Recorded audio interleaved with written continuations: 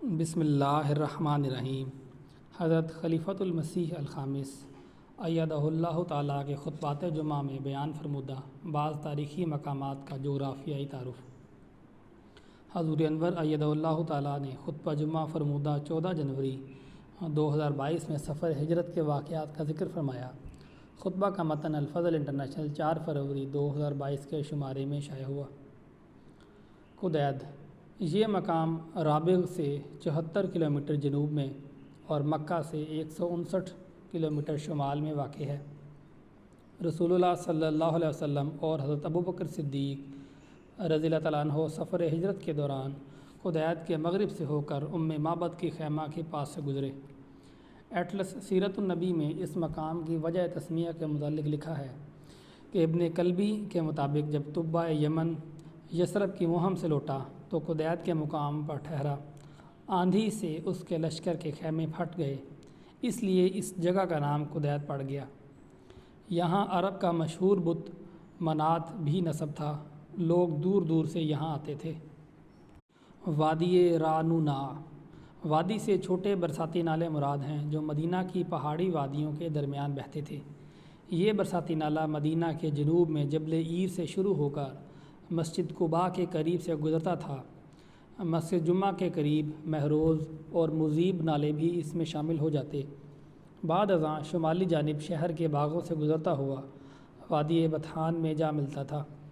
عہد نبوی کے بعد عبداللہ بن عمر نے پانی محفوظ کرنے کے لیے اس نالے پر بند یا ڈیم بھی بنایا تھا۔ موجودہ زمانے میں اس کا قدرتی راستہ ختم ہو چکا ہے۔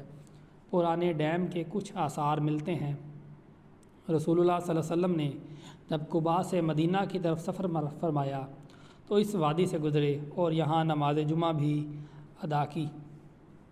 مسجد جمعہ، سفر ہجرت کے دوران قباء میں چند روز قیام کے بعد رسول اللہ صلی اللہ علیہ وسلم نے جمعہ کے روز یہاں سے کوچ فرمایا اور مدینہ میں داخل ہوئے۔ وادی رعنونا میں ایک جگہ پر نماز جمعہ ادا کی۔ بعد ازاں صحابہ کرام رضوان اللہ علیہم نے یہاں مسجد تعمیر کی جسے مسجد جمعہ نام دیا گیا۔ ایٹلس سیرت النبی کے مطابق اس کو مسجد جمعۃ الصلاۃ بھی کہا جاتا ہے۔ یہ وادی رعنونا میں بنو سالم بن عوف کے محلہ میں ہے۔ سعودی بادشاہ فہد بن عبدالعزیز کے دور میں اس مسجد کی تعمیر نو ہوئی۔ اس وقت اس کا کل رقبہ 1630 میٹر اور 650 نمازی اس مسجد میں نماز ادا کر سکتے ہیں۔ مسجد قباء سے یہ 500 میٹر دور ہے۔ جیرانہ، یہ قصبہ مکہ کے نواح میں 30 کلومیٹر کے فاصلے پر شمال مشرق میں واقع ہے۔ یہ میقات کا ایک مقام بھی ہے جہاں سے لوگ احرام باندھ کر عمرہ اور حج کرتے ہیں۔ اسی مناسبت سے عہد نبوی کے بعد یہاں ایک مسجد بھی تعمیر کی گئی جسے مسجد جیرانہ کہتے ہیں۔ رسول اللہ صلی اللہ علیہ وسلم نے بھی تیسرے عمرہ کے لیے جیرانہ میں احرام باندھا اور مکہ میں داخل ہوئے۔ آپ صلی اللہ علیہ وسلم کے زمانے میں یہاں ایک چشمہ یا کنواں موجود تھا۔